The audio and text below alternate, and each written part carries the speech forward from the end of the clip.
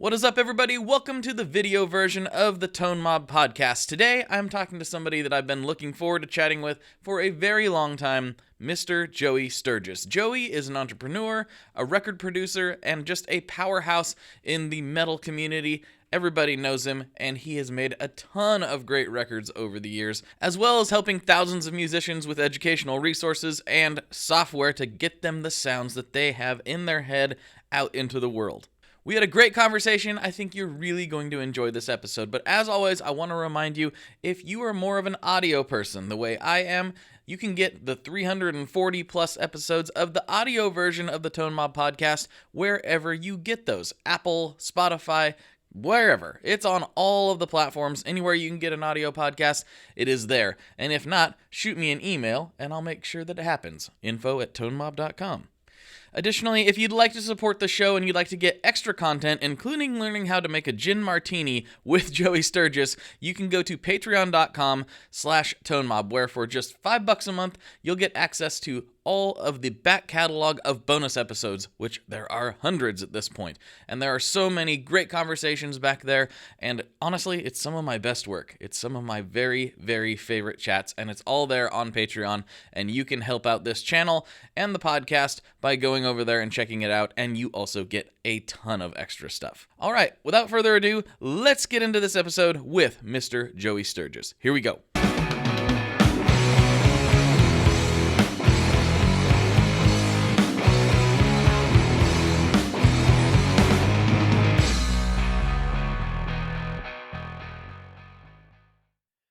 Hello, everyone. Welcome back to another episode of the Tone Mob podcast, the show about guitar stuff occasionally, sometimes. I'm your host, Blake Weiland, and with me today, I have somebody I've been wanting to talk to for quite a while, Mr. Joey Sturgis. How you doing, dude? Oh, I'm good. Thanks for having me. Also, I recognize that PV logo on your hat. Man, this one gets some comments. Yes. that brings back memories of me being a 9-year-old lifting up a stage monitor to help my dad set up live sound. Whoa. So you've been doing this. That's actually a great jumping off point. I wanted to get into your backstory. It sounds like that started real early. Yes. So I essentially grew up I like to say I grew up on tour. The reality is that my parents didn't really play shows too far away from home, but I did grow up on tour, though. My mom and dad in a traveling band. Was actually born out of our state because of that. Okay. My mom was playing shows while she was pregnant.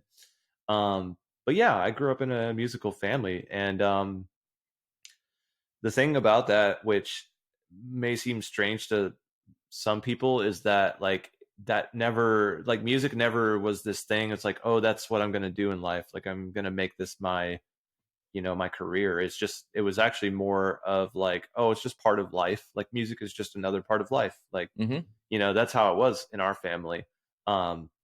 So I think that it's kind of interesting that I did end up making it my career, because I certainly tried pretty much everything I could to not make it my career, but then it ended up happening anyway. Really? What do you mean by that? What did you try instead? Like, I was really into computers. I wanted to program computer games. I worked at a computer shop. I really loved everything to do with computers, but the shift from analog to digital in the music production world, I think, is what sort of brought that back into my life, to where it's like, oh, you can mix computers with music production, and here's how. And it's like, that kind of brought me closer to it.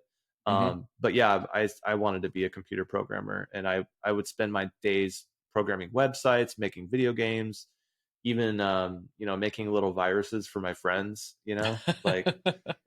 So I was really into the computer science. But long story short is, eventually became a producer, right? Then it all came back and all blended together when I started the software company, Joey Sturgis Tones, where we make audio software. So it's kind of a beautiful, like, synergistic thing of all the different things that make up who I am, ended up all meeting together and making, what I do now a possible thing. That makes so much sense. What actually pulled you back in, from the computer side? Obviously it came back later, as you just explained, but what pulled you back into music once you were trying to program games, you were trying to do this other thing, but somehow just when you thought you were out, they pulled you back in? So what was that? Well, you know, as a teenager, you're typically kind of bored, right? Like you're always looking for something interesting to be a part of, something interesting to do, and gaming is, you know, different than it's different now than it was back then. Like gaming definitely had like a social element to it online, but it kind of was like, these are my virtual friends. They're not my real friends, right? Mm-hmm. So you find yourself wanting to do something social, and music, being in a band and playing shows and doing that kind of thing was part of that for me. And then of course I was experimenting with recording and production and mixing at the same time, just for fun.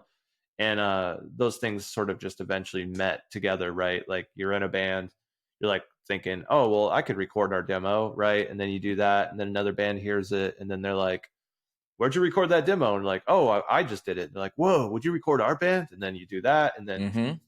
one thing leads to another, and now you're recording bands on the weekends, and you're quitting your job because you're making more money doing that. And people liked what I was doing. I didn't know what I was doing. I was just trying to figure it out, just like anybody else.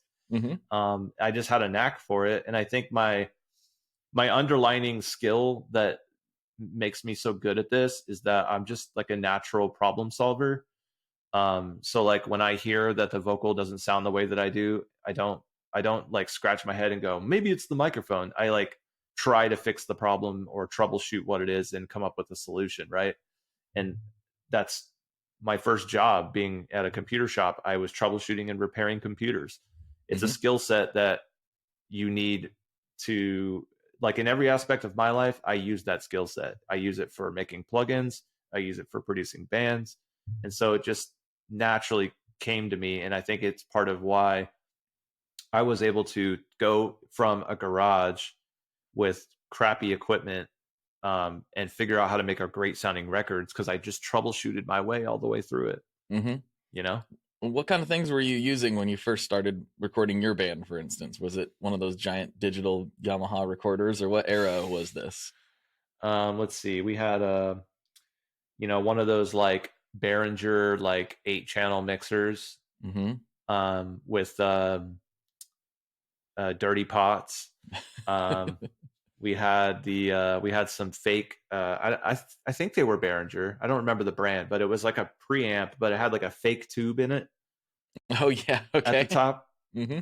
Yeah, so we used those. And then like I remember one of the most annoying things I ever had to do was like when we would record the toms, we would mic each one up, but it would go through the mixer. But since we were using like an Aardvark Q10, we only had like 8 XLR inputs. Mm-hmm. So we had to like sum the toms down to an aux and then go into one channel on Oh the, geez. yeah.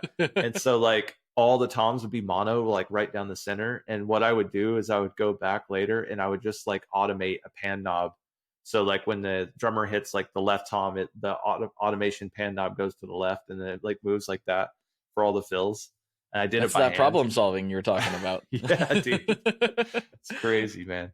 That's crazy. Oh, so you were going into software at that time though. Like it wasn't Oh yeah. some No, hardware thing. I never did out of the box like a true analog recording. I never was a part of that. And I famously, I've only got to do it twice in my life, really. Is one time I recorded some stuff for Asking Alexandria record at NRG, and we used like all the outboard gear for that.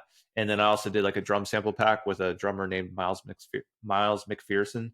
And Mm-hmm. for that, we went to Reba McEntire's studio in Nashville, and we used all outboard gear for that. Well, that's cool. Yeah, that was sick. But other than that, I haven't been like an outboard kind of guy.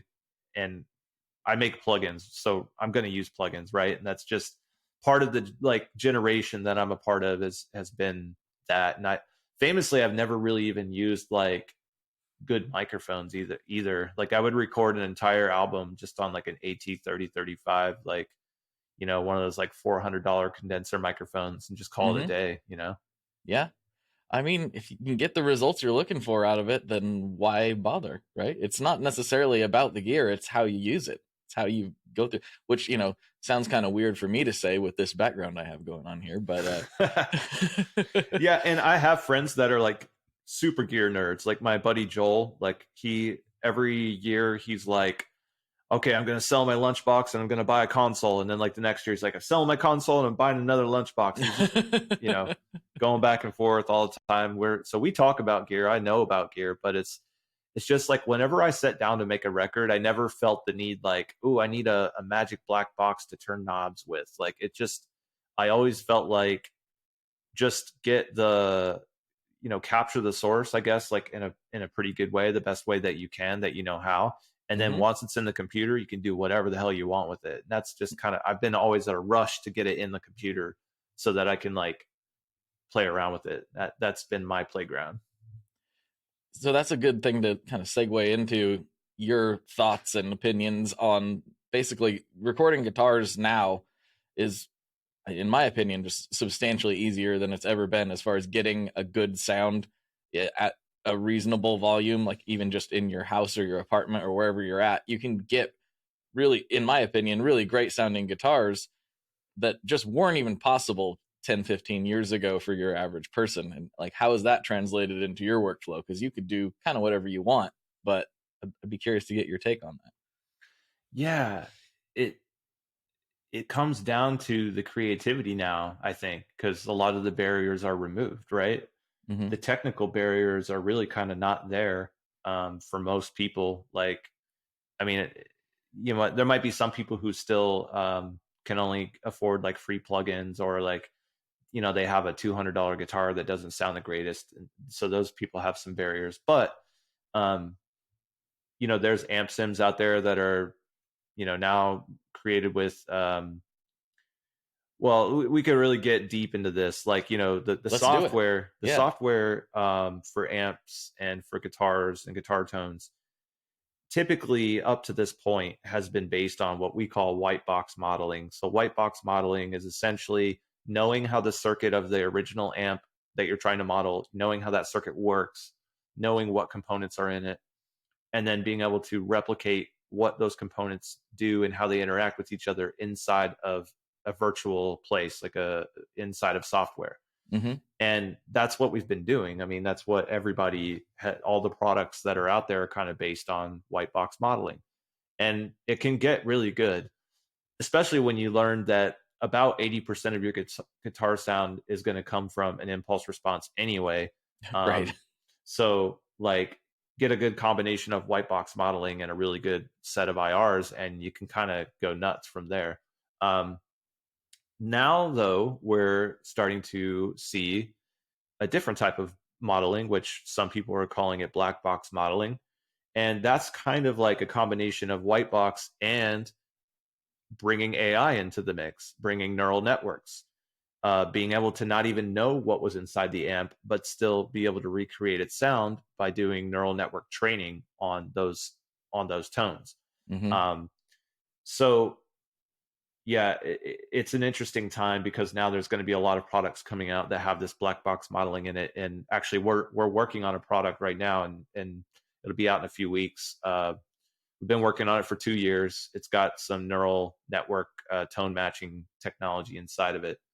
But to your point, now anyone who has a computer and a guitar can just plug into their computer and pretty much get like a badass tone if they have the right software and they know how to play guitar. Like, what's the next leap for us? And I think that next leap is, okay, what do you do with the technology? What do you do with your creativity? Because it's not so hard to have 5 different guitar tones on one song. What kind of doors does that open up? Has anyone experimented with that?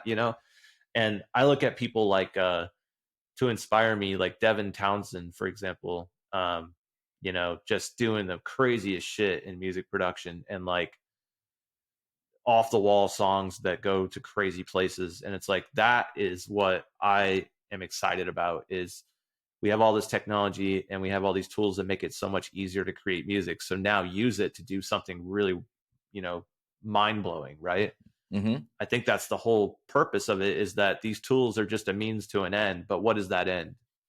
Right. And that's up to you to figure out and decide and create. And what's really cool about the digital world is I think we are roughly in the same age ballpark wise. And I started, kind of like the tone journey with guitar, and like, oh wow, look at these pedals and tube amps. Whoa, this is so cool. And at the time, most of the knowledge was still like around mic technique and like recording the actual guitar sound and then getting that into the box and messing with it later. So I very much came from that same mindset of grab it as accurately and as best you can, but make it good before it gets to tape or to the computer.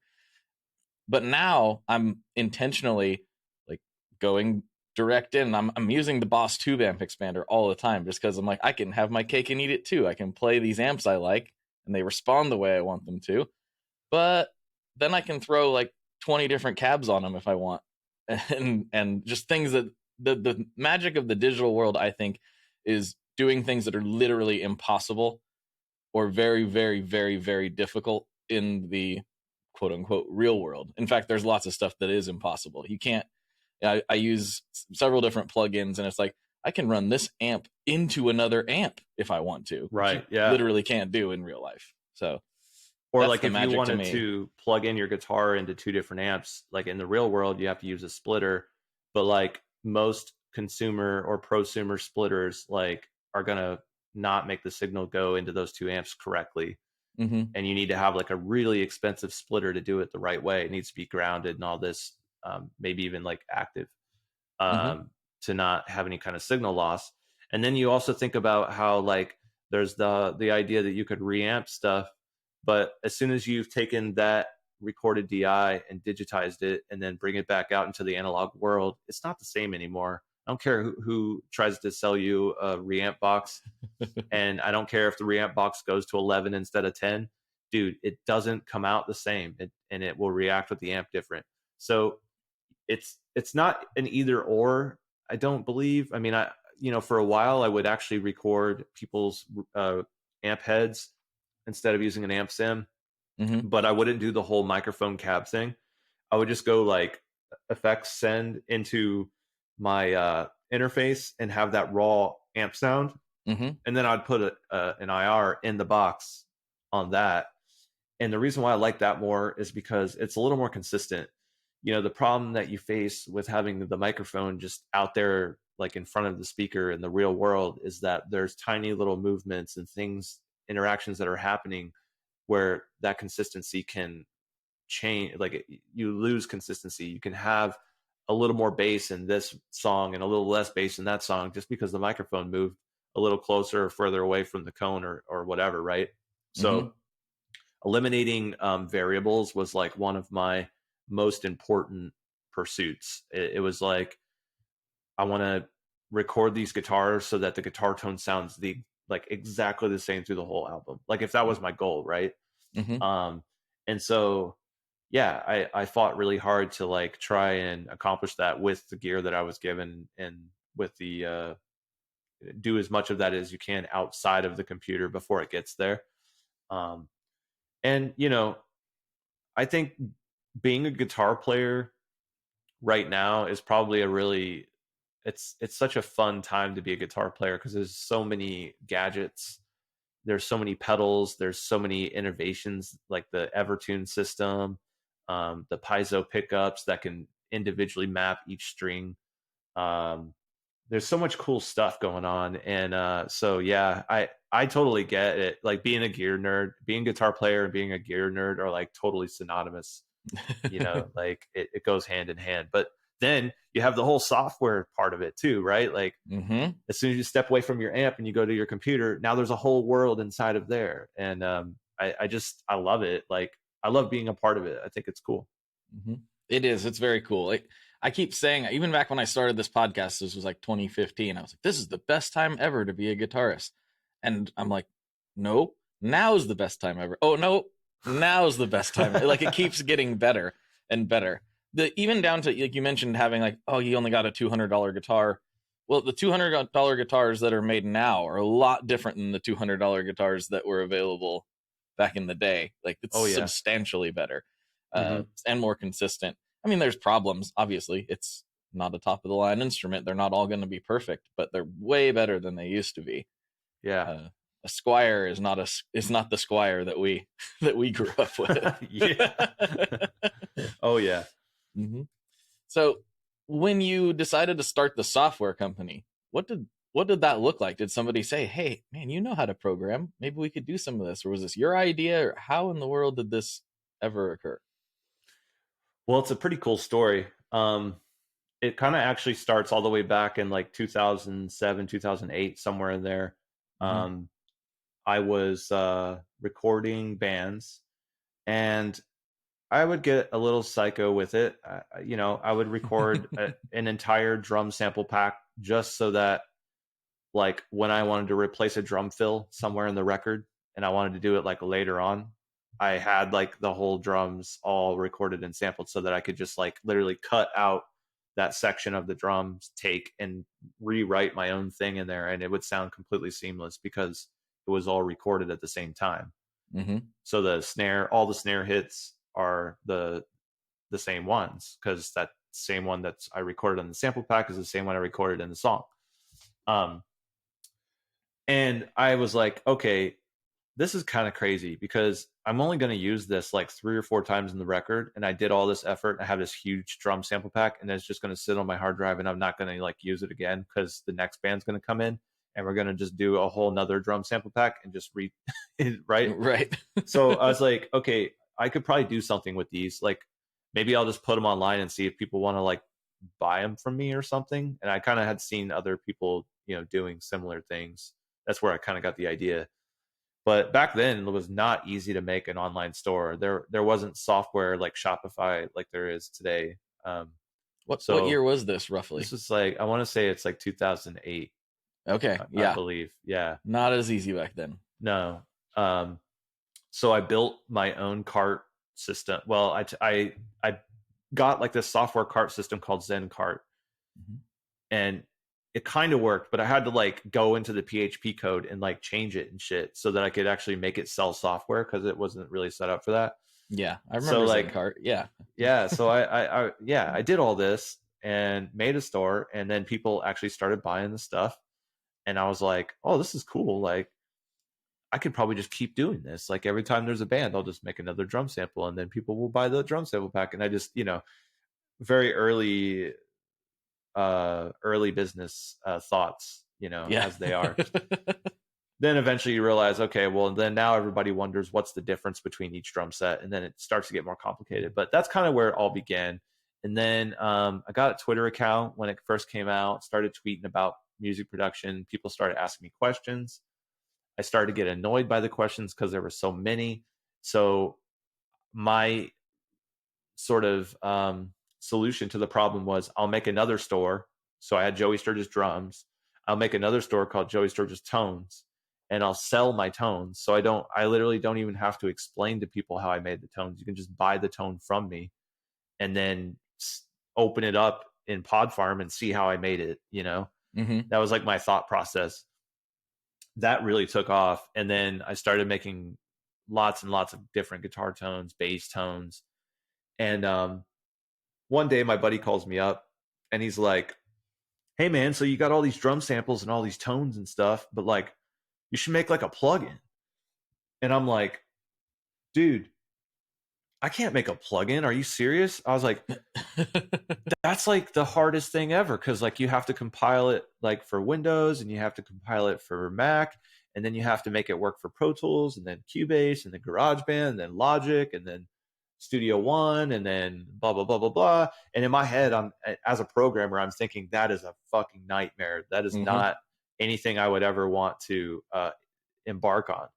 So I just wrote the idea off, and then a couple of days go by, and I actually have like a week off in between bands because there were some scheduling conflicts, and that idea was just resonating in my head, kind of eating at me.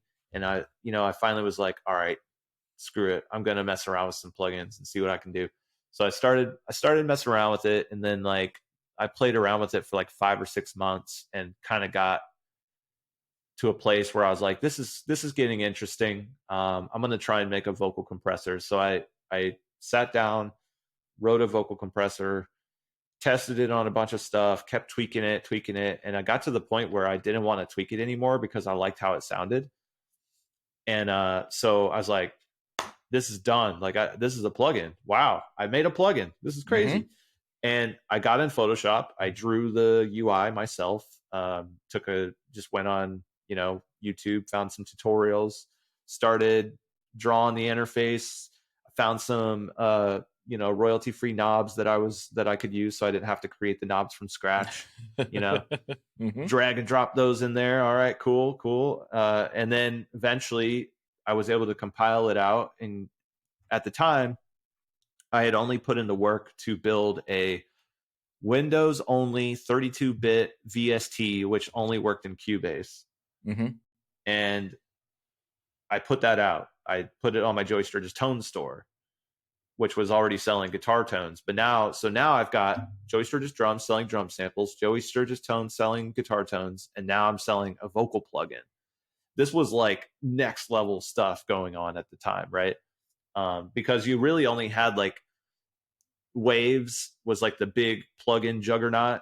Hmm. You had Slate like kind of starting to get some of his plugins out there, and then you had like me, and maybe there's a few others in between, but that was kind of like, at least in my head, how it looked for my community, is that it was like I was starting to make plugins now. This is crazy. So yeah, that one was a huge success. And about 3 or 4 days later, I was like, okay, I got something going on here. I got to find a programmer to help me like convert this so that it works for Mac. And so I reached out to some people. Somebody took the job, and then the rest is history, man. We compiled it to different formats. We improved the performance of the plugin, and then I had my first like real software product. That had to have been a really weird feeling, like especially looking at Waves at the time and going like, wow, they've got all this stuff and it's generally pretty well regarded by most people. And now seeing what Slate's become, and just like having been a part, and now like there's so many plugins out there, like plugin companies popping up all the time. But having been a part of that first run had to have been a very strange feeling, uh, a good one, but I imagine it was pretty weird.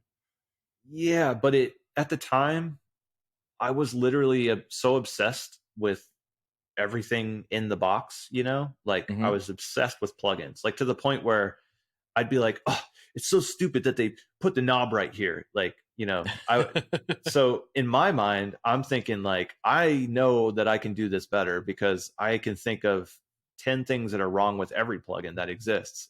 That's how, um, like detailed and obsessed I was with the whole thing. So to me, in my own perspective, I was like, I'm going to do this better than these companies because I think I could just, I could make the design better. I could make it simpler. I could make it sound better.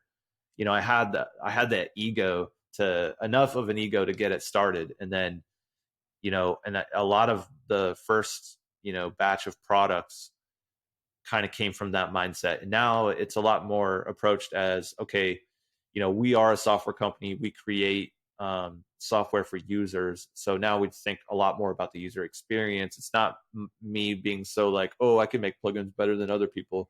It's more like, let me create like a really good tool, a solid tool that somebody could use to like break down those barriers and get closer to their creativity. But I think that's what it took to get started. Like I really, Hmm. you kind of have to have that, like, I'm ready to fight almost kind of thing to like really break through. And luckily I had some really solid ideas for the first few plugins, and I think that helped. You explained the process for that first one, and that totally makes sense. I can imagine you sitting at the computer and doing all this like plain as day. I imagine that the process is not the same these days. So do you start with, oh, we want to recreate this XYZ piece of gear and make it accessible, or is it more, oh, we need a set of tools that'll help people do XYZ, or what does the process look like for creating that stuff now? So even in the beginning and even now, we have always been a solution based software company, which means that we try to shy away from, like, we don't want to recreate like an 1176, for example, because there's a billion of those on the market. And honestly, like, what the way that I thought of it is like, that doesn't make sense. Why would you start a plugin company, right?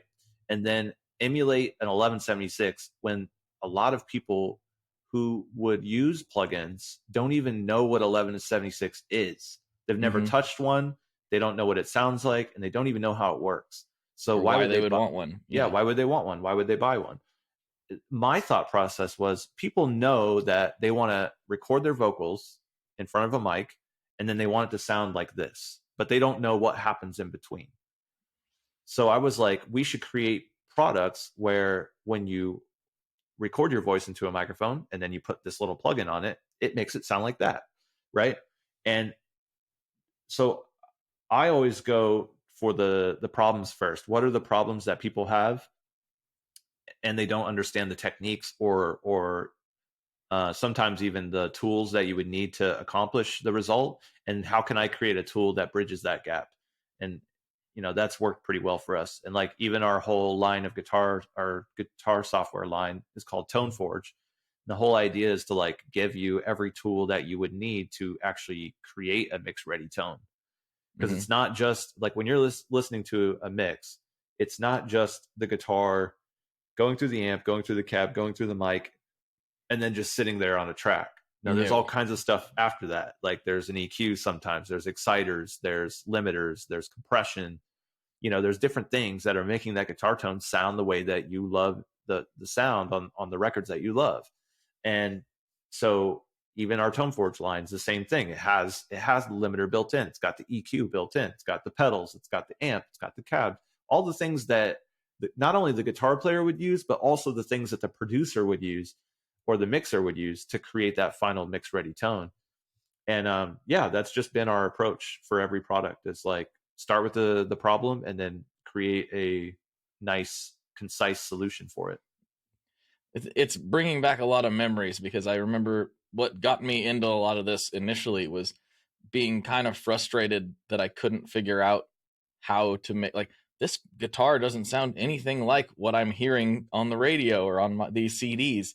I'd ask my dad, who was a guitar player, but not into gear at all. He just liked to play acoustic guitar sometimes. And I'd be like, how do I get my guitar to sound like this, drop tuned corn song or something? And he was like, I don't know, is that even a guitar? Like, what is that? Yeah. And then I would, this is early internet, so I'm looking, trying to figure it out, and going to Guitar Center and trying different things, and like, no, none of this works. And even like finally getting a decent setup in my bedroom, like nothing sounds like what I'm hearing. So what is all of that? And it took a long time to realize that there was a lot going on other than the guitar and amp, which is obviously very important, but yeah, compressors and delays and who knows what else going on in post-production makes a big, big difference.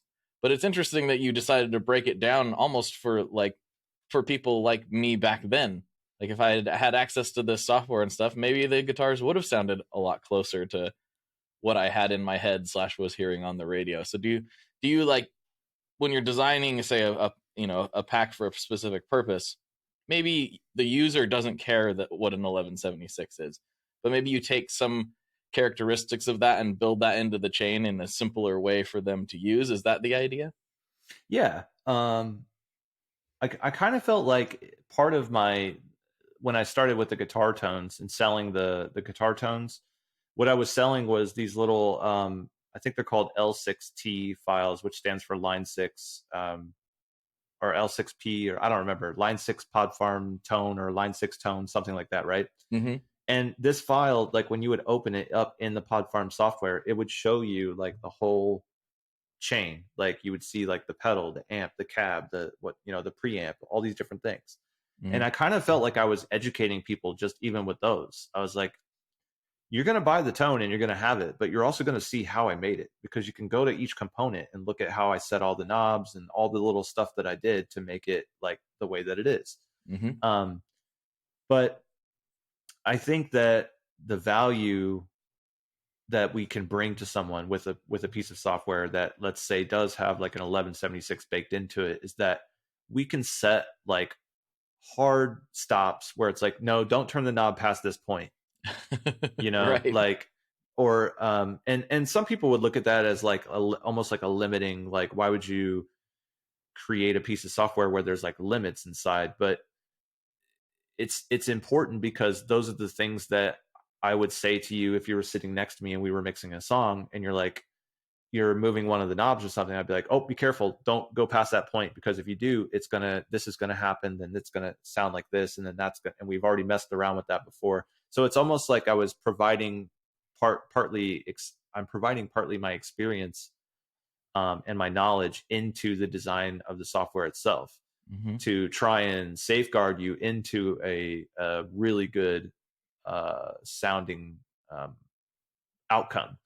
And I've pulled back a little bit on that recently, because I've noticed that like people actually do want to have the ability to affect those inner workings. They want to have a little more control. Believe me, I could just make a bunch of one knob plugins. I could be like, okay, take this plugin, put it on your master bus, only turn this knob, and you're good. And like I could do that all day long, but then the product part of it starts to get a little confusing, because then you're like, well, wait a minute, what's happening? And how do I know if it's not going to overcompress my mix, and like things like this? So, you know, it's more about like exposing the right things to the users and giving them the right controls, rather than just giving them like the least amount of controls, if that makes any sense. It makes total sense. I talked to a lot of pedal manufacturers and amp builders and things, and everyone has different approaches, right? You can get a Mesa that has 37 knobs on it, and the reality is a lot of people say they don't like Mesa Boogies because they're hard to dial in. They don't know that. They're just like, oh, I plugged in and it sounded terrible. Like, well, Mesas clearly can sound very good. You just have to mess with them, and they're not, you know, it's not a tweed champ with one volume knob, and like, there you go. So there's a balance between, you know, especially with pedals and amps in this world, where the designers do think about how much flexibility do we want to give people versus how much do we want to keep them within certain guardrails. You know, even like Chase Bliss pedals, while they're really insanely complex and have all these knobs and automations and different things you can do, they're like, don't touch the trim pots inside. Like those are set the way they are for a reason. We don't want you to mess with those. So it makes total sense. You depending on the end goals, you want to give people sometimes just enough rope to hang themselves, or, you know, make it really, really simple so they can't even get there. I totally understand that. I think it's an approach that applies to almost any product that you could possibly think of. You know, you have they to be make cars careful. that can do crazy things, but those aren't not for everybody. Yeah, should you give them to everyone, right? You have to also be careful about like analysis paralysis. If there's too many knobs, there's too many features, too many parameters, the user might not ever reach a tone because there's too many things to think about. And that's especially true when it comes to things that interact with each other. Like if I turn this knob and it changes how the low end works over here, now I have to test like every combination of both to see how they interact with each other. So those are the kinds of things that we simplify in our software. Like if there are two things that would typically interact with each other in a non-linear fashion, then we try to figure out, okay, what's a relationship that we can create for these two things to boil it down into one control or a series of options. And I think it's been, you know, largely a good endeavor. Like it's a good use of our time, but what's been an even better use of our time, sadly, but it's true, is to just make good presets. Because if you think about it, like the way that you explore a piece of software is just by clicking around the presets and then going in and fiddling around with the fine tunings and things like that. 100% every single time. Yes. So, you know, the measure of is this software good or not really kind of does come down to like the presets. But if you're like, you know, if you're a guitar player and you have a YouTube channel and you're making a video about a piece of software, I feel like you should dive into it, you know, because anyone can just download the free trial and check out the presets. That's not what I'm here to watch your video for, right? I'm here to see like what's your idea of this plugin? Like how do you think it works for your sound? That kind of stuff. But it's tricky. Like being a software company is tricky on so many levels because of those kinds of things. And I just hope that I somehow reach the people who look at what we create as a creative tool or an inspiring tool that gets them to the next part of their creativity, rather than like, well, is it the best recreation of a JCM 800? I don't know, man, but like, does it help you write music? Like, that's kind of where I care, you know? Right. And what is the best? That's always the thing. This is the best XYZ. Well, maybe for certain people it is. I know a lot of people that love tube screamers.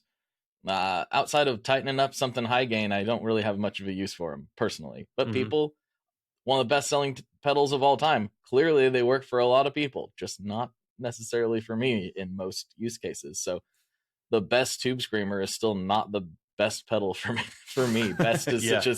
such a subjective thing, right? Yeah. Um, but anyway, sidestepping a little bit because we've talked a lot about the software company, and obviously that takes up an enormous amount of your mental capacity and energy on a daily basis. But you are still a producer. You still do that as well. So how do you balance those two, and what does that typically look like week to week? Yeah. So I for those that aren't super familiar with my background, like I was a producer since I was 19. I'm 38 now, so I've been in the game for a while. In my 20s, I made over 100 albums in 10 years. It was So brutal. crazy. Yeah, it was absolutely brutal and absolutely insane. But I learned a lot in a very short period of time. And I, like anybody, I burned out, man. Like it was, you get to the end of that road and you kind of look back and you're like, all right, what am I going to do with my life? Am I going to keep doing 10 records a year, or am I going to, it just kind of hit me all at once. And I took a break. During the break, I built these companies, JST. I took it to the next level, right? I built Unstoppable Recording Machine. I started Drumforge, a lot of these things that I do day to day now. And that's a challenge in and of itself, because not only do you have the challenge of creating great products, but you have the challenge of running a business. Um, I'm the type of person that needs to be challenged, or I get very bored very easily. Hmm. So I get involved in things that are complex and are challenging. Like one of my hobbies is mixology. I love the balance of flavor, trying to create really nice cocktails. That's a whole rabbit hole that will probably last me for the rest of my life. Oh yeah. You know, so I typically get involved in those kinds of things. That's how my brain, it satisfies my brain. So long story short is I run these companies. We built them up to where they were self-sufficient, and they starting to, it's how I make my income. I'm a little more comfortable in life. I'm not having to make record to record to live, to eat. And in that space, I kind of became a little more like, my relationship with production got better because I had that time away. Hmm. And that's when I started to go, okay, maybe I'll float around, do a couple records here and there. Let's see how it comes out. And I have the luxury of literally deciding which projects I do and don't want to do, because the demand has always been there and it's still there. People want to work with me, but I just decide like, I think I don't want to work on that right now. Or, oh, this project's really like artistic. I want to be a part of that. Like, even if it doesn't have the money that I would normally expect to make for a record, I Hmm. can do that. Like I have that option. And so that's what I've been doing. And the balance of it is pretty tough. When you run a company the size that we have here, we've got 17 people. Um, it's a full-time job. And so I do have to find ways to like step away from the business to be able to work on the art. And sometimes I have to balance those things, and it can be tricky. Um, I'm fortunate enough to know a lot of really talented people that can help me. I have my engineer Nick Matzkos, and he kind of holds down the fort. He does his own projects, so he's not just relying on me or waiting on me. But I know that I can kind of always go there to him, and he knows exactly how I think. He knows exactly all of my methods, all of my techniques, because I was his mentor. I taught him everything from the ground up. So like when I go to do a project there, it's easy. It's not Hmm. like, oh shit, man, like what's the latest version of like Waves plugins? I got to go download those. Like, cause Right. you know, I don't keep up with that stuff because I make my own software. So I'm entrenched in that. But with him, he keeps up with all that stuff. And he also keeps the studio running and keeps, you know, innovating continually to innovate as an engineer himself. So when I go there to work with him, it's like I can take on a project pretty quickly, and I don't have the bear the full responsibility of like being a full-time producer. Mm-hmm. So yeah, it's been nice. It's been super nice. And also my wife, who is in an all-girl hard rock band called Conquer Divide, I, Nice. I ended up producing their album naturally, right? Of course, of course. And so like, that was a long project. It took about 2 years to do the most recent album. But we do it at our leisure. It it's kind of just like I said earlier in this conversation, music has just been a part of my life. It's not a job. It's just something that I guess I connect with and I'm good at. I don't know. So yeah. I was explaining to somebody the other day that like I don't know if I phrased it quite the right way, but they were like, "Oh yeah, you're one of those weird creative type people, and it's nice that you get to have an outlet for it." And I said, "I don't have a choice. I'm just fortunate enough that I'm able to do things that I like for a living now. That wasn't always the case. But even in the old careers, I was like, I didn't have a choice. I was like, I was gonna make stuff. I was gonna record. I was gonna write. I was gonna play. Whether it was making me any money at all or not, I don't have the option to not do these things Right. mentally, Mm-hmm. you know. And they're like, well, you have a choice. I'm like, see, that's the difference. No, I don't. I'm going to be thinking about it at a bare minimum constantly. If I'm not actively engaged in the creative process, I'm thinking about something I want to do 24/7, 365, whether that's music related or business related or whatever it is. The machine never really stops, right? Yeah, absolutely. I mean, and that's the thing that's so cool about music though, is that it has all these different angles to it. Like it has a social aspect that like as soon as you walk in a room and there's another musician there and you're a musician, it's like boom, instant, right? Like instant connection. Awesome. Yep. What's your favorite record? Yeah, you're instant buddies. Uh, and then I was just talking to my buddy earlier, and we were talking about how like when one part of music gets boring, there's a whole nother angle you can go. Like when you get bored with how good you are at guitar, well, learn how to play drums.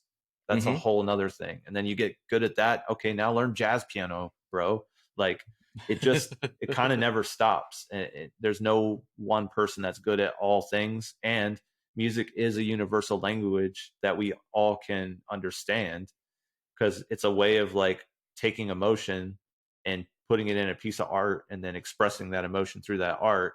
And like humans are emotional, so it's this language of like, even if a song was in French and I didn't understand any of the words that they sang, I could still hear the emotion of the song and feel that emotion that that person was trying to portray.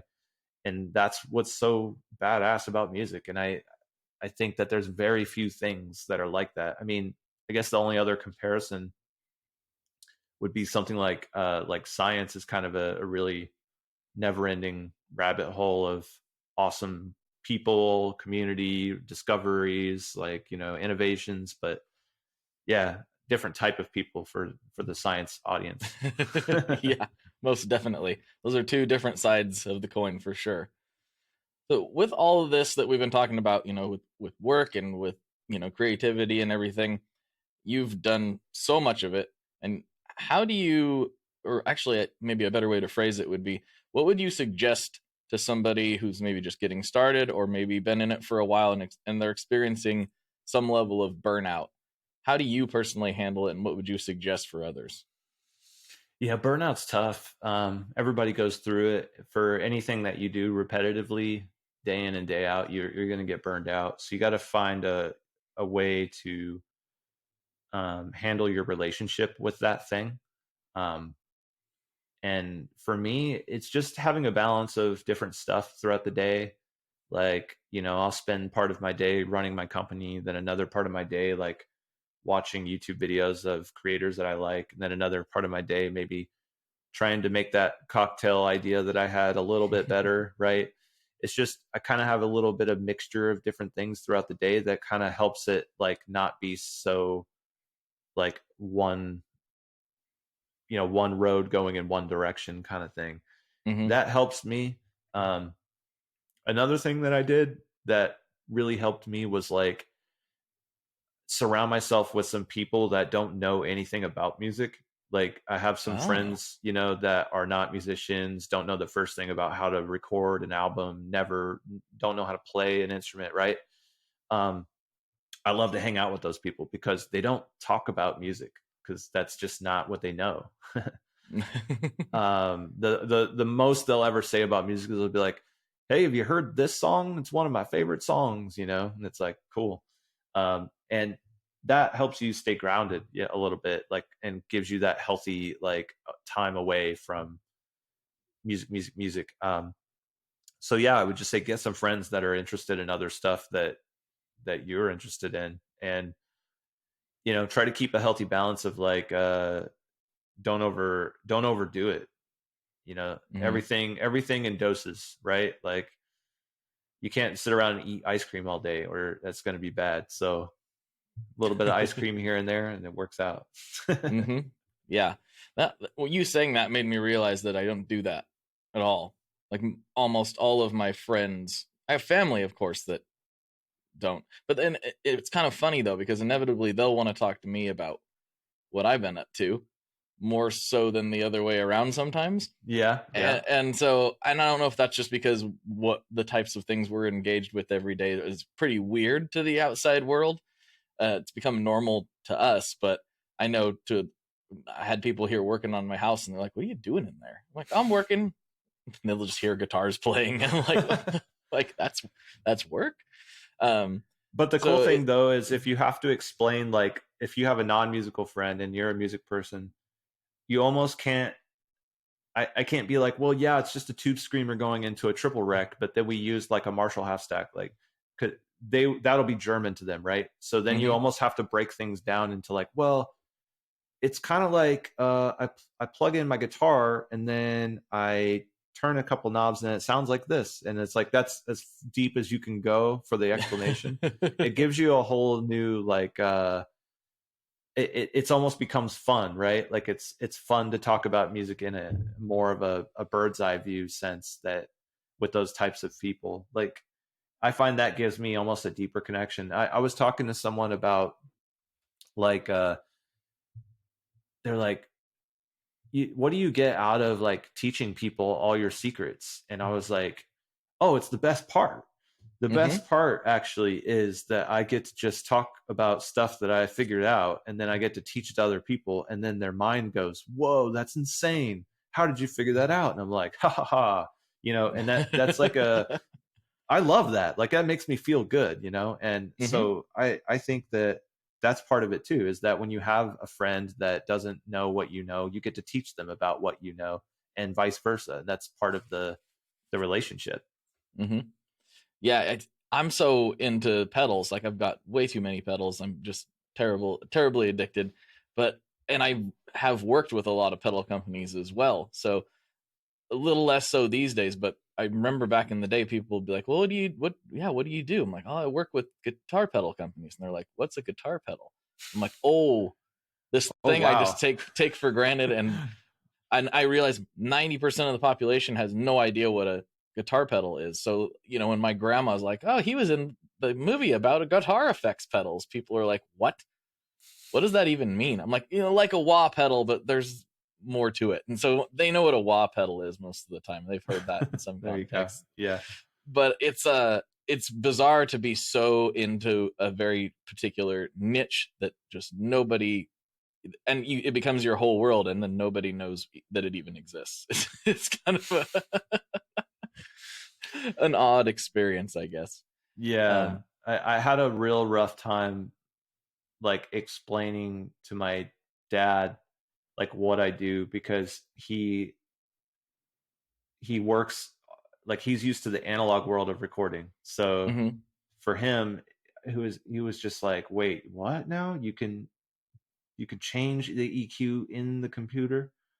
And I'm Right. like, yeah, you can do a lot more than that. I can reverse the sound and I can distort it and then add two of them together and drop the octave. And he's like, wait, what? Whoa, that's insane. So yeah, like to get him to understand that I actually like create software products was tough in the beginning. So I had to like basically teach him like, okay, open your laptop. There's a little app in there called GarageBand. Open that up. Now plug your guitar in, record something on the track. Now look, you can see, you can move knobs. It's just virtual. It's not out here. It's in there. And then I finally got him to where he was recording his own little songs and stuff, because he's a brilliant guitar player, songwriter. Like he knows his shit, but he's not so great at recording. I got really good at recording because that's what I obsessed over in my 20s. But my dad didn't obsess over recording when he obsessed over guitar in his 20s. That's why he's really good at guitar. But once I got him going on those songs, like I was then able to send him software that I made, and then he would use that software on his song, and it was kind of like this really beautiful thing. That's so cool. Yeah, that's incredible. Well, we are getting down to the last few minutes here of the podcast, and I have a couple classic questions I like to wrap these up with. But before I do that, I like to give the guests the opportunity to kind of take the stage, shout out anybody they want to shout out, your grandma or your aunt or whatever. You can plug anything you want to plug.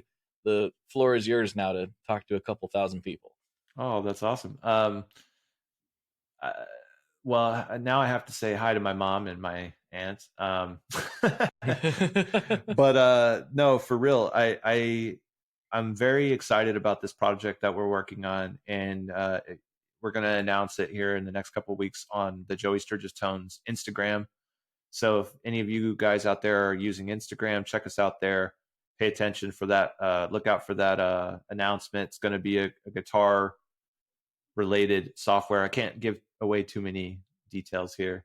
Cool. But yeah, I'm excited about it, and I hope everyone checks it out because it's basically the best.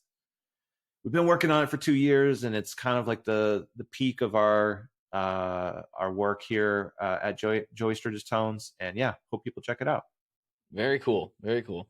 And for all the listeners, that link will be down in the show notes to the Joey Sturgis Instagram, so you can check out all that stuff and the websites and all that jazz. So go down there and click those things. All right. Thank you. Final questions. This one, I'll be curious to get your take on. What is your favorite Boss pedal? Ooh. Oh, man. They're the ones that make the death metal pedal, right?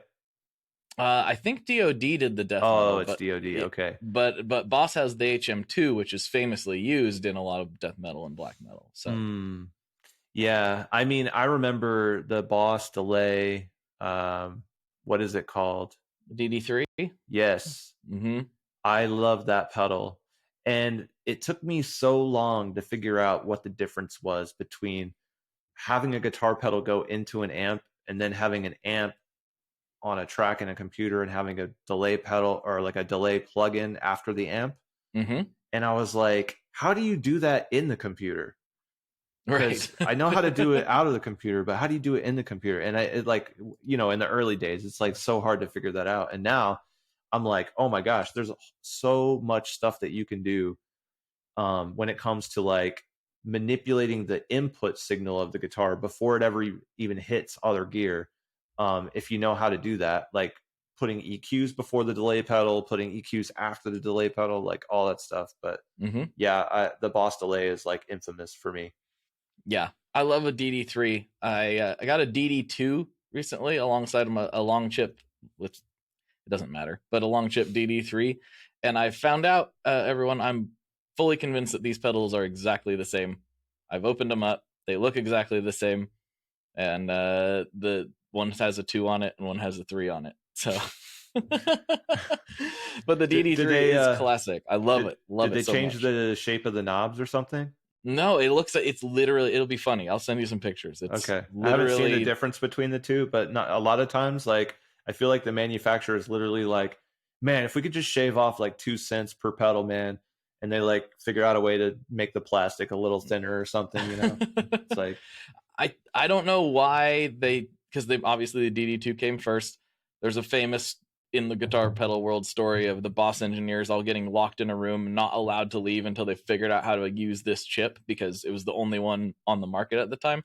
It's this massive delay chip that barely fits in the enclosure. Yeah. They're like, you have to make this work, and you can't leave until you do. And I talked to some people from Boss who confirmed that story is real. So the Wow. DD2 started like that, and then for some reason, like a couple years later, they put out a DD3, which most people have seen and know, and it's slightly different now. But the original DD3, I think it's the same pedal. I'm sure it is.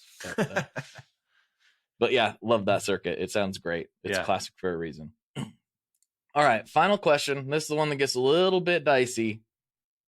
What is your favorite kind of pizza? Ooh. Is it like brand or just like the composure? As granular as you want to get with it. Okay. All right. Mm-hmm. Hot take. I love Papa John's. Whoa.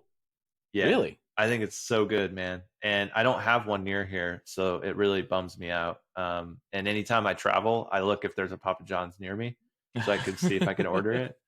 I used to hate Pizza Hut, but recently I found that it's actually like the consistency and the texture of the pizza comes out like really good. So I'm digging Pizza Hut lately. Mm-hmm. But as far as pizza goes, if you want my true heart, where my heart is, yes, it's got to be like a real legit Italian pizza, like with the Italian dough. I'm talking like they've been keeping that yeast alive for 100 years with some crazy Italian family. It's been feeding it, making the dough out of the real shit, like using olive oil, like all that stuff. Oh my God, it's so good. Wood fired. Yeah. Like, that's the best pizza on earth. But where do you buy that? You got to just figure out how to make it or know a spot that can do it right. I know a spot. I'm real lucky. I've got a spot in town that is legit, and it's very, very good, and it's very, very not cheap. But I'll pay the price a couple times a month anyway, just because it's so good. Yeah. I think I'm probably gonna get it tomorrow now that you actually bring that up. Oh man, I'm jealous. Oh yeah. Well, hey, if you're ever in the Portland, Oregon area, I'll take you around. We've got some spots that meet your qualifications. So okay, sounds good. Thank you. I think there's a Papa John's in Vancouver. So if I remember. Yeah, we can go to your place if you want. Okay, sounds good, man. Well, dude, thank you so much for coming on. This was a really excellent and extremely on-topic chat. We haven't had a very on-topic chat like this in a long time, so that was fun. I think people will appreciate that. That was great. That's awesome. Thanks for having me, man. Of course, dude. Let's see what kind of nonsense we can stir up in Patreon. What do you say? Yeah, sounds good. All right, everybody. For Joey, this is Blake, and as always, folks, good luck and good tones. Alrighty, folks, thank you so much for hanging out, and don't forget to check out joeysturgistones.com for a ton of great software. Check out URM, check out all of that stuff. Follow him on Instagram. Just make sure you stay up to date with everything that Joey is doing. It is all very, very cool. And if you need more, you can go to any audio podcast player, and there are 340 plus episodes for your listening pleasure. I've been doing this since 2015. I've had some epic guests on, so slide over to Spotify, Apple, etc., and check it out there. Additionally, if you'd like to support the channel with your gear buying habits, you can go to tonemob.com/sweetwater, tonemob.com/reverb, and anything you buy through those links will come right back and help the show. It doesn't cost you anything extra. It just takes a little off the top and sends it back to yours truly. So thank you to everyone who does that. I very much appreciate it, and I'll talk to you all on the interwebs very soon.